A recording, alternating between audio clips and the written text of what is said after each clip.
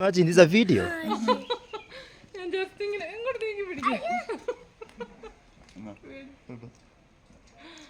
Right. Yeah. Oh my God. See this one? I want this one to go in the water. Oh.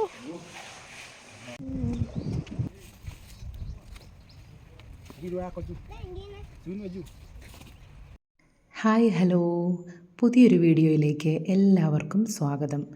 ഇന്നത്തെ യാത്ര നെയ്റോബിയിലെ തന്നെ ഏറ്റവും നല്ല tourist അട്രാക്ഷനുകളിൽ ഒന്നായ മാംബ വില്ലേജിലേക്കാണ്. കേട്ടപ്പോൾ തന്നെ ഒന്ന് ഞെട്ടിയല്ലേ, എന്താണ് ഈ മാംബ എന്ന്? മാംബ എന്നാൽ ഇവിടുത്തെ ലോക്കൽ ലാംഗ്വേജായ കിസ്വൈലിയിൽ ക്രോക്കഡൈൽ അഥവാ മുതല എന്നാണ് അർത്ഥം. അപ്പോൾ ധാരാളം മുതലകളുള്ള ഒരു സ്ഥലത്തേക്കാണ് കേട്ടോ നമ്മൾ പോകുന്നത്. അവിടെ ചെന്നാൽ മാത്രമേ അറിയൂ മുതല മാത്രമാണോ അതോ വേറെ ജീവികൾ അവിടെ ഉണ്ടോ എന്നുള്ളത്. നെയ്റോബിയിലെ ഇൻ്റർനാഷണൽ എയർപോർട്ടായ ജോമോ കെനിയാറ്റ ഇൻ്റർനാഷണൽ എയർപോർട്ടിൽ നിന്നും ഏകദേശം 24 കിലോമീറ്റർ ദൂരെയാണ് കേട്ടോ ഇത് സ്ഥിതി ചെയ്യുന്നത്. അതായത് അരമണിക്കൂർ ദൂരം മാത്രമേ ഉള്ളൂ എന്നർത്ഥം. ട്രാഫിക്കൊന്നും ഇല്ലെങ്കിലുള്ള കാര്യമാണ് കേട്ടോ ഈ പറയുന്നത്. പിന്നെ ഞങ്ങൾ താമസിക്കുന്ന എയർപോർട്ടിനടുത്തായതുകൊണ്ട് തന്നെ ഞങ്ങൾക്ക് അരമണിക്കൂർ മാത്രമേ ട്രാവൽ ഉണ്ടായിരുന്നുള്ളൂ. ഇത് സ്ഥിതി ചെയ്യുന്ന സ്ഥലത്തിൻ്റെ പേര് ലങ്കാട്ട എന്നാണ് കേട്ടോ. ഞങ്ങൾ അവിടെ എത്തിച്ചേർന്നത് ഏകദേശം 1 മണിയോടടുക്കാറായപ്പോഴായിരുന്നു. അതുകൊണ്ട് തന്നെ ആളുകൾ വളരെ കുറവായിരുന്നു. ഇവിടെ എപ്പോഴും 3 മണിക്ക് ശേഷമാണത്രേ ആളുകൾ കൂടുതൽ വരാറുള്ളത്. ഇതൊന്നും ഞങ്ങൾക്കറിയില്ലായിരുന്നു. എന്തായാലും ചെന്ന പാടെ തന്നെ മൊത്തം ഒന്ന് നിരീക്ഷിച്ചു. വളരെ മനോഹരമായ ഭൂപ്രദേശം. ഞങ്ങളെ ആദ്യം തന്നെ അട്രാക്റ്റ് ചെയ്തത് ഈ തടാകത്തിൻ്റെ കൈവഴിയാണ്. ആദ്യം ഞാൻ വിചാരിച്ചു ഇതൊരു തടാകം തന്നെയാണ് എന്ന്. പിന്നീട് മനസ്സിലായി ആർട്ടിഫിഷ്യലായിട്ട് ക്രിയേറ്റ് ചെയ്തതാണ് എന്ന്. എന്തായാലും വളരെ ശാന്തസുന്ദരമായിട്ടുള്ള ഒരു സ്ഥലമായിട്ടാണ് എനിക്ക് തോന്നിയത്. മുൻപ് ഒരുപാട് ആളുകൾ വരുമായിരുന്നു അത്രേ. അങ്ങനെ പറഞ്ഞാൽ 2020 മുൻപ്. കോവിഡ് കാരണം ഇത് കുറച്ച് ക്ഷയിച്ച അവസ്ഥയിലാണ്. ഇപ്പോൾ പോകെ പോകെ ആളുകൾ വന്നു തുടങ്ങുന്നുണ്ട് എന്നാണ് അറിഞ്ഞത്. എന്തായാലും എൻട്രി പാസ് എടുക്കാൻ വേണ്ടി നമ്മൾ പോയി.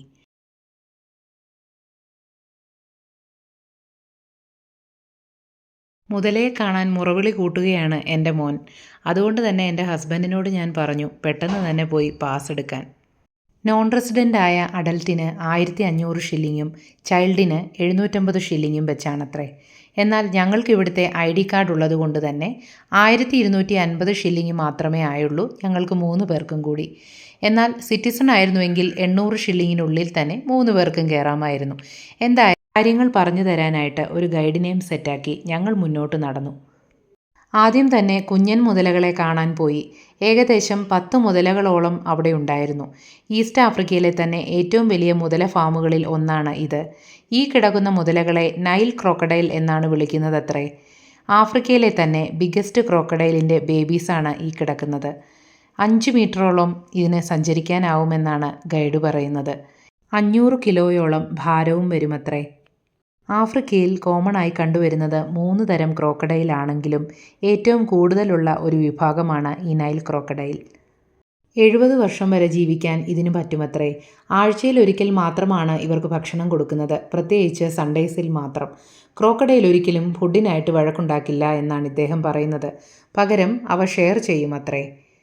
ഒരു വർഷത്തിൽ 20 മുട്ടകളോളം ഇവയിടുമെങ്കിലും ടെമ്പറേച്ചറിനനുസരിച്ചാണ് ഇവരുടെ ജെൻഡർ പോലും നിർണ്ണയിക്കുന്നത്. ടെമ്പറേച്ചർ കൂടുതലാണെങ്കിൽ മെയിലും കുറവാണെങ്കിൽ ഫീമെയിലുമാണത്രേ. എന്തായാലും നമ്മൾ അടുത്തത് ഇനി ആമയെ കാണാനാണ് പോകുന്നത്. വളരെ കുറച്ച് ആമകൾ മാത്രമേ അവിടെ ഉള്ളതായിട്ട് എനിക്ക് തോന്നിയുള്ളൂ. അതിൽ നിന്നും ഒരെണ്ണത്തിനെ അദ്ദേഹം സെലക്ട് ചെയ്ത് മുകളിൽ വെച്ചു. അതിൻ്റെ ലഞ്ച് ടൈമാണത്രേ ഇപ്പോൾ. കുറച്ച് ഇലകളൊക്കെ പിച്ചിയിട്ട് അതിന് കൊടുക്കുന്നുണ്ടായിരുന്നു. എന്ത് സാധുവായൊരു ജീവിയാണെന്നറിയാമോ ഈ ആമ. അടുത്ത് കണ്ടപ്പോൾ എനിക്ക് വളരെ സാധുവായിട്ടുള്ളൊരു ജീവിയായിട്ടാണ് തോന്നിയത്. ഇതിനെയൊക്കെ എങ്ങനെയാണോ മനുഷ്യർ കഴിക്കുന്നത് എന്ന് പോലും ചിന്തിച്ചു പോയി. എന്തായാലും ഇദ്ദേഹത്തിന് 30 വയസ്സുണ്ട് കേട്ടോ. ഈ ആമയുടെ കാര്യമാണ് പറയുന്നത്. ലെപ്പാർഡ് ടോർട്ടോയ്സ എന്നാണ് ഇവയെ അറിയപ്പെടുന്നത്. ഇതിന് ഒരുപാട് വരകളുണ്ട് ശരീരത്തിൽ. അപ്പോൾ നമ്മുടെ ഗൈഡ് പറയുന്നുണ്ടായിരുന്നു നടുക്കുള്ള ബോക്സിൽ, അതിൻ്റെ ഒരുപാട് ബോക്സുകളിലെ നടുക്ക് നമ്മൾ മൈക്രോസ്കോപ്പ് വെച്ച് നോക്കുകയാണെങ്കിൽ എന്തോരം ലൈൻസ് ഉണ്ട് എന്ന് എണ്ണി നോക്കിയാൽ ഇതിൻ്റെ ഏജ് നമുക്കറിയാൻ കഴിയുമത്രേ. വളരെ അത്ഭുതകരമായിട്ട് തോന്നി എല്ലാ കാര്യങ്ങളും. എൻ്റെ ഹസ്ബൻഡ് വളരെ ധൈര്യപൂർവ്വം അതിനെ എടുക്കാൻ ശ്രമിക്കുകയാണ്. ഞാനാണെങ്കിലോ പേടിച്ചു മാറി നിൽക്കുകയാണ്. നാട്ടിലുള്ളൊരു പട്ടിയുടെ അടുത്ത് പോലും പോകാത്ത ആളാണ് ഞാൻ. അപ്പോൾ എൻ്റെ ധൈര്യം നിങ്ങൾക്ക് ചിന്തിക്കാവുന്നത്. എന്തായാലും ഈ മോഡൽ ടോർട്ടോയ്സിന് 200 മുതൽ 400 വർഷം വരെയൊക്കെ ജീവിക്കാൻ കഴിയുമെന്നാണ് ഗൈഡ് നമ്മളോട് പറയുന്നത്. നാഷണൽ പാർക്കിൽ നിന്നുമൊക്കെ കൊണ്ടുവരുന്നതാണ് ഇവയെ. വളരെ സാധുവായിട്ടുള്ളൊരു ജീവി എന്നതിനപ്പുറം മറ്റൊന്നും എനിക്കിതിനെക്കുറിച്ച് പറയാൻ തോന്നിയില്ല. ഈ ടോർട്ടോയ്സുകൾക്ക് പല്ലുകളില്ല എന്നും ഗൈഡ് പറയുന്നുണ്ടായിരുന്നു. എന്തായാലും ഞങ്ങൾ നേരെ വലിയ മുതലകളെ തന്നെ കാണാൻ പോയി. എല്ലാവരും വിശ്രമവേളകൾ ആനന്ദകരമാക്കുകയാണ്. ഞങ്ങളൊരു സൺഡേയാണ് ചെന്നത്. അതുകൊണ്ട് തന്നെ ഇവർക്ക് ഫുഡ് കൊടുക്കുന്നത് എങ്ങനെയാണെന്ന് കാണാൻ സാധിച്ചു. ആ നടുക്ക് കിടക്കുന്ന ബിരുദൻ്റെ വായിൽ കുറച്ച് മാംസം ഇരിപ്പുണ്ട് കേട്ടോ. സുഖമായിട്ടത് കടിച്ചു പിടിച്ച് കിടക്കുകയാണ്. ബാക്കിയുള്ളവർ വെള്ളത്തിലും കിടപ്പുണ്ട്. എന്തായാലും ഇവറ്റകൾക്ക് 3 രീതിയിലുള്ള ശബ്ദം പുറപ്പെടുവിക്കാനുള്ള കഴിവുണ്ട് എന്നാണ് ഗൈഡ് പറയുന്നത്. റോറിങ്, ഹിസ്സിങ്, പോപ്പിങ് എന്നൊക്കെയാണ് ഇതിനെ ഇവർ വിളിക്കുന്നത്. ഒപ്പം ഇവർ മുട്ടയിട്ടതിന് ശേഷം ആ മുട്ട കുഴിച്ചിടുന്നത് ഈ ചെറിയ തടാകത്തിനോട് ചേർന്ന് കിടക്കുന്ന ആ മൺപുറ്റിലാണ്. അവിടെയാണത്ര ഇവർ മുട്ട കുഴിച്ചിടുന്നത്. ശേഷം നമ്മുടെ ഗൈഡ് പറഞ്ഞു അദ്ദേഹം ഇതിനകത്തേക്ക് ഇറങ്ങിച്ചെന്ന് ആ സൗണ്ടുകളൊക്കെ തന്നെ നമ്മളെ ഒന്ന് കേൾപ്പിക്കാമെന്ന്. ഞങ്ങൾക്ക് വളരെ ഭയം തോന്നിയെങ്കിലും നമ്മുടെ ഗൈഡ് റെഡിയായിട്ട് തന്നെ നിൽക്കുകയായിരുന്നു ഇറങ്ങിപ്പോകാനായിട്ട്. ഗൈഡ് വളരെ സാഹസത്തോടുകൂടി അതിനകത്തേക്ക് എടുത്തുചാടി. ഞങ്ങളുടെ ഉള്ളിൽ വളരെ ഭയം ഉണ്ടായിരുന്നെങ്കിലും അദ്ദേഹം വളരെ കോൺഫിഡൻ്റ് ആയിരുന്നു. എന്തായാലും അദ്ദേഹം പറഞ്ഞ പോലെ തന്നെ ആ 3 സൗണ്ട് നമുക്കൊന്ന് കേട്ടു നോക്കിയാലോ.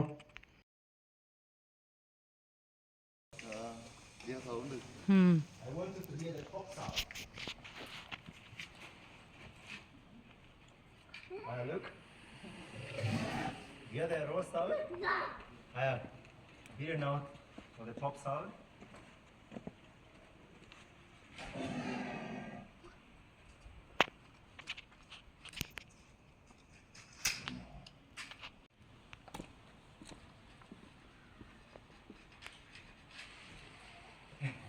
Then we have to make the top sound.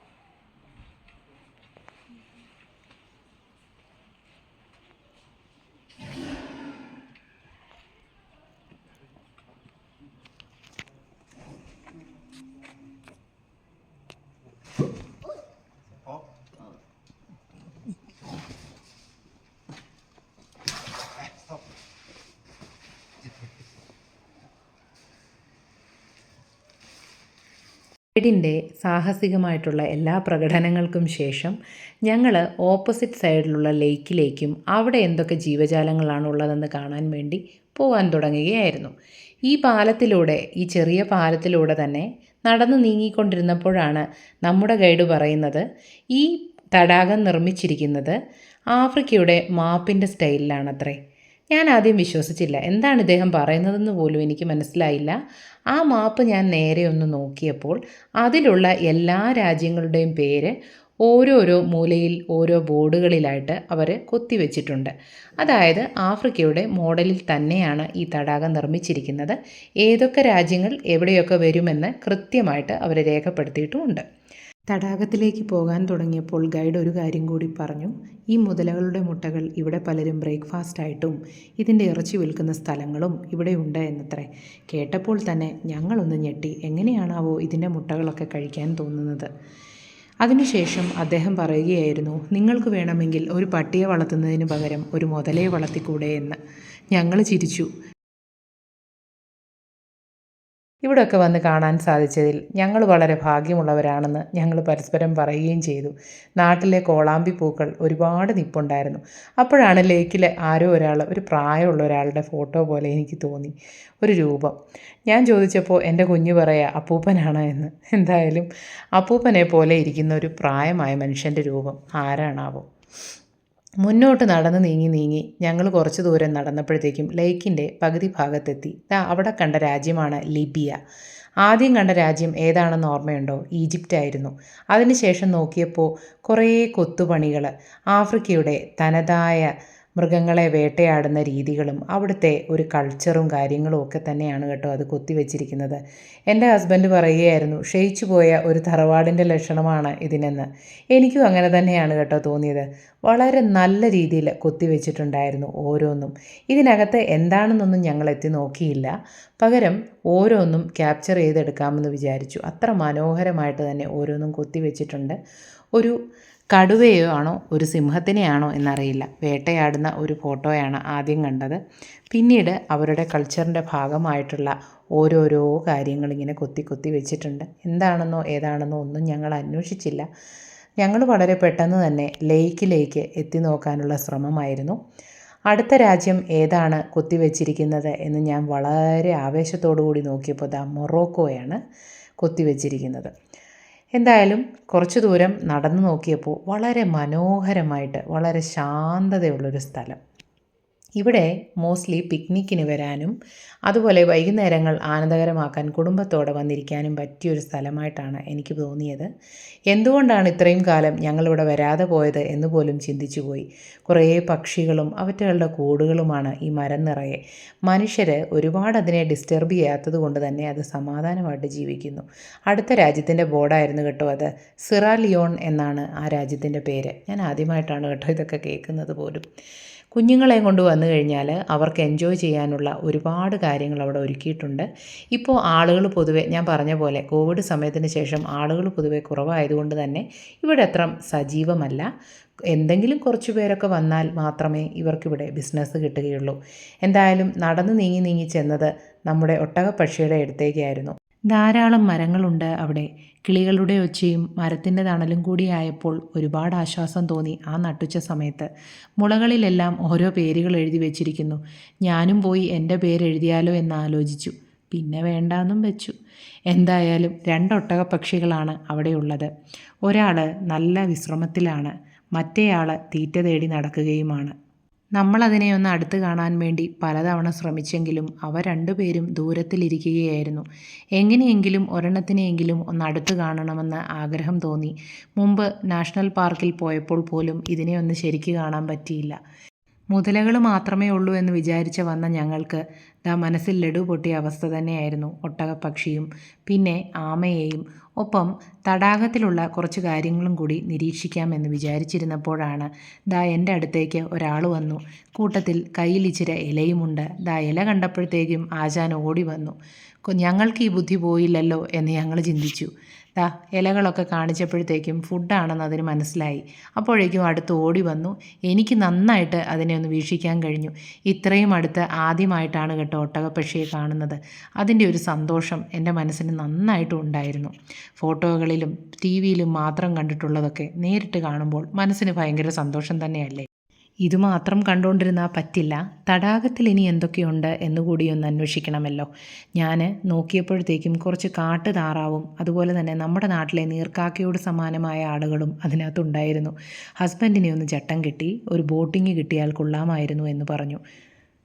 നട്ടുച്ച വെയിലാണ്, ബോട്ടിങ്ങിന് പോകണോ എന്നൊക്കെ ഹസ്ബൻഡ് ചോദിച്ചപ്പോൾ ഞാൻ പറഞ്ഞു, അതൊക്കെ പറഞ്ഞിട്ട് കാര്യമുണ്ടോ? ഇവിടെ വരെ വന്നിട്ട് ഇതൊക്കെ ഒന്ന് ആസ്വദിക്കാതെ പോയാൽ നമ്മൾക്കാണ് നഷ്ടം എന്നൊക്കെ പറഞ്ഞ് ഒരു ചെറിയ ബ്രെയിൻ വാഷിന് ശേഷം ഞങ്ങൾ നല്ല രീതിയിൽ ബോട്ടിങ് നടത്തി. ഞാൻ വളരെ ആസ്വദിച്ചു. വെയിലൊന്നൊരു പ്രശ്നമേ ആയിരുന്നില്ല. കാരണം ഓപ്പോസിറ്റ് സൈഡിലും എന്തൊക്കെയുണ്ട് എന്ന് നമുക്കറിയണമെങ്കിൽ ഈ ബോട്ടിങ് അത്യാവശ്യമാണ് എന്നെനിക്ക് തോന്നി. നമ്മുടെ ഒപ്പം മറ്റൊരു ഫാമിലിയുമുണ്ട്.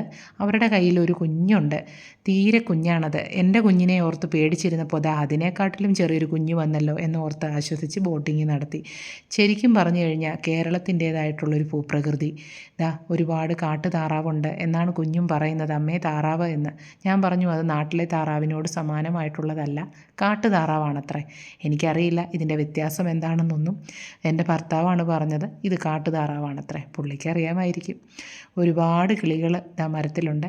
ശരിക്കും ഒരു തറവാടിൻ്റെ അതേ ലക്ഷണമല്ലേ അത്? ഞാൻ പറഞ്ഞതിനകത്ത് എന്തെങ്കിലും വ്യത്യാസമുണ്ടോ എന്ന് നിങ്ങളൊന്ന് നോക്കിക്കേ. വെയിലിൻ്റെ തീവ്രത കൂടി വരുന്നതിന് വേണ്ടിയിട്ടാണ് കേട്ടോ ഞാൻ ആ വെയിലും കൂടി ഒന്ന് കാണിക്കുന്നത്. കാരണം അത്രയും ചൂടായിരുന്നു. ഏകദേശം 2 മണിയോടടുത്തുള്ള സമയം. ഞങ്ങൾ ആ ചൂടൊന്നും കാര്യമാക്കിയില്ല. കാരണം ഇവിടെ വരെ വന്നിട്ട് ഇതൊക്കെ ഒന്ന് നോക്കി കാണാതെ അല്ലെങ്കിൽ ഒന്ന് എൻജോയ് ചെയ്യാതെ പോയാൽ നമുക്ക് പൈസയൊക്കെ എപ്പോൾ വേണമെങ്കിലും റെഡിയാവും. പക്ഷേ കാഴ്ചകൾ കാണണമെങ്കിൽ അതിനൊരു മനസ്സ് വേണം, അത് പോയി എൻജോയ് ചെയ്യാനുള്ളൊരു സിറ്റുവേഷൻ വേണം എന്നൊക്കെ ഞങ്ങൾ പരസ്പരം പറയുകയായിരുന്നു. ഒട്ടകപ്പക്ഷി ദൂരത്ത് നിന്ന് ഞങ്ങൾ പോകുന്നത് എത്തി നോക്കുകയാണ്. പാവം, അതിനൊരു സ്വാതന്ത്ര്യമില്ല എന്ന് ഞങ്ങൾ പറയുകയായിരുന്നു. വീണ്ടും തടാകത്തിലെ പല കാര്യങ്ങളും നിരീക്ഷിച്ചപ്പോൾ അവിടെ ഒരുപാട് മത്സ്യങ്ങളുണ്ട് കേട്ടോ. ഏറ്റവും കൂടുതലുള്ളത് സിലോപ്പി എന്ന് നാട്ടിൽ വിളിക്കുന്ന ടിലാപ്പിയാണ്. ദാ നമ്മുടെ നീർക്കാക്ക എത്തി നോക്കുന്നുണ്ട്. ആശാനെ കണ്ടപ്പോൾ നാട്ടിലെ നീർക്കാക്കയെ പോലെ തന്നെയാണ് എനിക്ക് തോന്നിയത്. പലതരം നീർക്കാക്കകളുടെ മോഡലുകളുണ്ട്. ദാ ഈ കിളിയെ കണ്ടപ്പോൾ ഞങ്ങൾ ശ്രദ്ധിച്ചത് ഇതിൻ്റെ കാലുകളാണ്. താറാവിന് സമാനമായ കാലുകൾ. ഞാൻ പലപ്പോഴും നീർക്കാക്കയെ അടുത്ത് കണ്ടിട്ടില്ല, അതുകൊണ്ട് അതിൻ്റെ കാലുകളുടെ രീതിയും എനിക്കറിയില്ല. എനിക്കിതൊക്കെ ഒരു അത്ഭുതം തന്നെയായിരുന്നു. മനോഹരമായ വ്യൂ പോയിൻ്റ് തന്നെ. ഞങ്ങളെക്കാൾ കൂടുതൽ ലാഭം ഈ കൂടെ വന്ന ആശാനായിരുന്നു. നന്നായിട്ട് എൻജോയ് ചെയ്യാൻ പറ്റുന്ന കാര്യങ്ങൾ അവിടെ ഉണ്ടായിരുന്നു. ഇപ്പോൾ ബൈക്കേലും കയറണമെന്നും പറഞ്ഞ് അടുത്ത വഴക്കിന് ശേഷം കയറിയതാണ് ഇതേൽ. എല്ലാ തേയിലും ആശാനൊന്ന് ടച്ച് ചെയ്ത് നോക്കണമെന്ന് ആഗ്രഹമായിരുന്നു. ഈ ലേക്കിൻ്റെ ഒരു ഭാഗം മാത്രമാണ് നമ്മൾ നിരീക്ഷിച്ചതും കണ്ടതും. ഇതിൻ്റെ ഓപ്പോസിറ്റ് ഭാഗം കൂടി എന്താണെന്ന് നിരീക്ഷിക്കണം എന്ന് ഞങ്ങൾ സംസാരിക്കുകയായിരുന്നു. അപ്പോൾ അതിൻ്റെ ഭാഗങ്ങൾ കൂടി ഉൾപ്പെടുത്തി ഞാൻ അടുത്തൊരു വീഡിയോ ചെയ്യാമെന്ന് വിചാരിച്ചു. എല്ലാം കൂടി ഉൾപ്പെടുത്താൻ പോയാൽ ഈ വീഡിയോയുടെ ലെങ്ത് വളരെയധികം കൂടും. അതുകൊണ്ട് ഇതിൻ്റെ ബാക്കി വീഡിയോ ഞാൻ പാർട്ട് 2 ആയിട്ടാണ് ചെയ്യാൻ ആഗ്രഹിക്കുന്നത്. ബാക്കി വീഡിയോയുമായിട്ട് കാണും വരേക്കും എല്ലാവർക്കും താങ്ക് യു.